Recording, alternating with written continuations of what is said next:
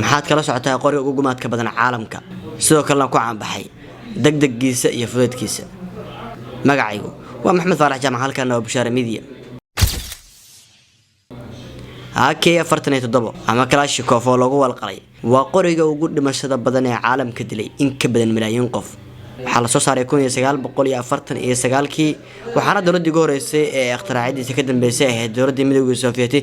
ayadoo dawladda Midowga Soviyeeti amartay in qorigaasi milyan xabba laga soo saaro lana siiyo ciidamadii Midowga Soviyeeti si ay ugu dagaalamaan una adeegsadaan waxa hadda laga yaabaa saacadan aan kula hadlayo in AK-47 uu dunida daafaheeda dadku baabi'inayo lamana soo koobin sababtoo ah xilli walba waxa uu sababayaa dhimashooyin hor leh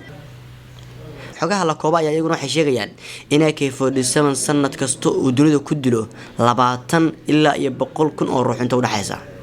qaar ka mid ah xaqiiqooyinka ayaa iyaguna sheegaya in 75 milyan oo xabo oo qoriga AK-47 ah in lagu qiyaasay ay caalamka yaalaan taasi oo ka dhigan hubka caalamka ku dhawaad 20% in hubka caalamku ka yahay AK-47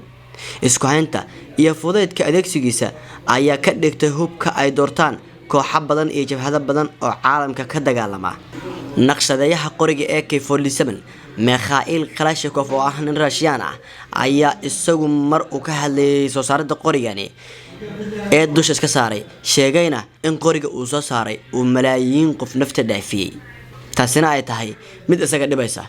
inkastoo aan tirada saxda ah la ogaan karin haddana AK-47 waxa uu shakil aan ka mid yahay hubka ugu dilka badan taariikhda casriga ah ee hubka caalamka 75 sano ayuu jiraa maantana kula hadlayo AK-47 75 sano uu jirana wuxuu dilay in ka badan malaayiin ruux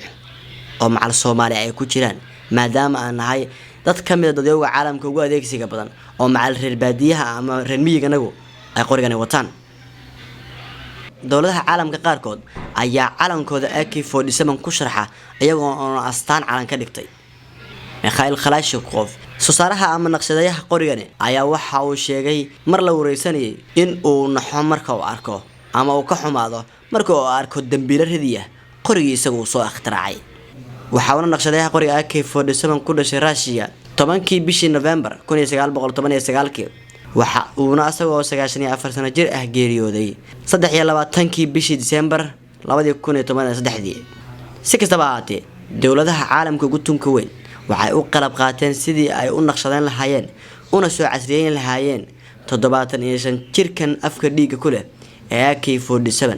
qoriga gumaaday in badan oo dad ah oo adduunka ku noolaa Soomaaliduna ay dadkaasi qayb weyn ka jirto maadaama maalin kasta iyo subax kasta oo dhasha qorigaasi oo hal ama labo ama saddex ama shan qof oo Soomaali ah oo nafta dhaafiyo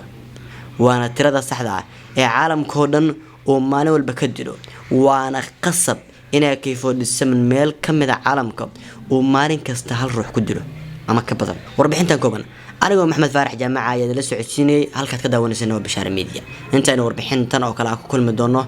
jawaab saaxiibayaal